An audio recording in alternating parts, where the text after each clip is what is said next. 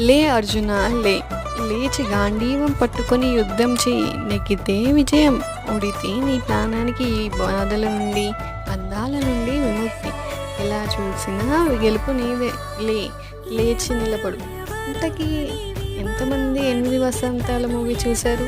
చూస్తే అందులోంచి మీ favourite dialogue ఏంటో కామెంట్ చేయండి. And this is my favourite dialogue from 8 Vasanthalu movie. And by the way నా ఆట ఎలా ఉందో కమెంట్ చేస్తారు కదా. Thank you.